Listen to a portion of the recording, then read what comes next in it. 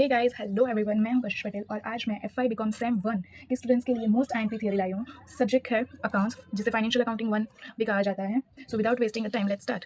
जितनी भी थियरीज लिखी है वो सिर्फ जो 12 मार्क्स में थियरीज आती है उसी के लिए है। जो लोग मतलब काफ़ी सारे स्टूडेंट्स ऐसे होंगे ही जो इसी पे बेस्ड होंगे, मतलब इसी पे डिपेंड होंगे कि थियरी से पास हो जाए ऐसे करके। सो आप इतनी थियरीज करोगे ना तो मुझे लगता है कि मतलब इनफ रहेगी, क्योंकि इसमें मैंने 2025, 24, 23 ओके, फिर 2021 के भी लिए है, 2019 के भी लिए है। सो इसमें सारी थियरीज कवर तो हो ही जाएंगी।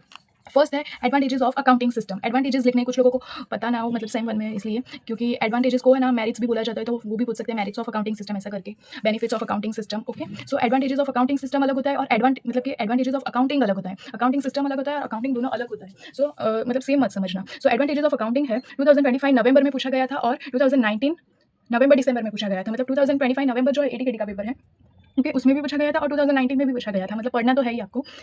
और मेक श्योर कि जो 2025 के पेपर है, यहाँ पे मैंने लिखा इसीलिए है क्योंकि 2025 के है ना, मतलब आपको पढ़ना ही है वो मत छोड़ना 2025 वाली थ्योरीज। सेकंड है कंसेप्ट ऑफ अकाउंटिंग पीरियड, जो 2025 नवंबर में आई थी एटीकेटी में। कंसेप्ट ऑफ अकाउंटिंग पीरियड मतलब कि ऐसे बहुत सारे ना कंसेप्ट है, मटेरियलिटी कंसेप्ट, कंसिस्टेंसी कंसेप्ट, वो सारे कंसेप्ट कुछ ऐसे कंसेप्ट है जो मतलब पूछे ही जाते हैं एग्जाम में। नेक्स्ट है क्वेश्चन नंबर 3, ऑब्जेक्टिव्स और AIIMS of preparing a balance sheet.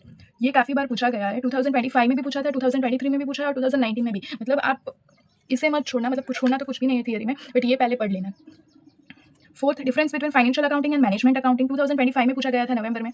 Fifth, methods of determining purchase consideration, 2025 नवंबर में पूछा गया था परचेज कंसिडरेशन की मेथड्स। नेक्स्ट है सिक्स, मनी मेजरमेंट कॉन्सेप्ट, 2024 में और 2019 में पूछा गया है। अब मनी मेजरमेंट कॉन्सेप्ट जो है ओके, वो भी इसी में आता है कंसेप्ट ऑफ अकाउंटिंग पीरियड। मतलब कि ये सारे कंसेप्ट आपको पढ़ने ही है, मतलब छोड़ना नहीं है। Money measurement concept, going concern concept, materiality concept, concept of accounting period, कुछ भी आ सकता है, 1 मार्क्स में भी आ सकता है शॉर्ट आंसर में। सो मनी मेजरमेंट कॉन्सेप्ट 2024 और 2019 दोनों में पूछा था। गोइंग कंसर्न कॉन्सेप्ट भी 2024 और 2019 में पूछा था।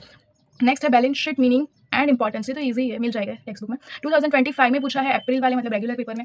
ये भी नहीं छोड़ना है। ये सारी जो इतनी थियरीज है ना, इतनी जो थियरीज है 8 to 12 नंबर की, वो थियरीज नहीं छोड़नी है, क्योंकि ये अभी का लेटेस्ट पेपर है रेगुलर वालों का, उसमें पूछी ही थी, तो इसमें से आने के काफी चांसेस रहते हैं। Balance sheet meaning and importance, फिर long term liabilities and current liabilities.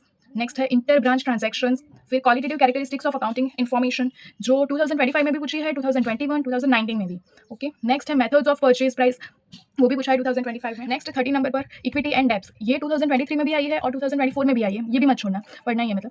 14 है नेट एसेट मेथड, 2023 में पूछा था। 15 independent branch and dependent branch, 2023 में पूछा था। इसके डिफरेंसेस भी लिखने होते हैं, कभी कभी पूछते हैं। सो इंडिपेंडेंट ब्रांच और डिपेंडेंट ब्रांच क्या है वो कंसेप्ट क्लियर रखना, तो आप मतलब डिफरेंस बना के भी लिख सकते हो। 16 है limitations of financial accounting.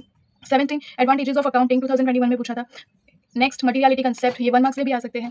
Financial assets and non financial asset. Next है conservatism concept. Next stock and debtor system, 2019 का है, न्यू कोर्स वालों का है ये।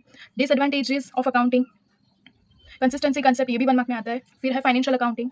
सो 24 थियरीज है, जो मतलब बोलते हैं ना, वो कुछ ऐसे स्टूडेंट्स होंगे जो फुल्ली डिपेंड होंगे थियरी पे। सो वो ये पढ़ेंगे ना तो मतलब हो जाएगा उनका, मतलब 12 मार्क्स की थियरी आती है, एटलीस्ट आप वहाँ से 10 मार्क्स तो 10 to 11 मार्क्स ऑन कर ही सकते हो। Okay, thank you so much for watching, और like share comment and subscribe करना मत भूलना मेरे चैनल को BCom squad. Best of luck.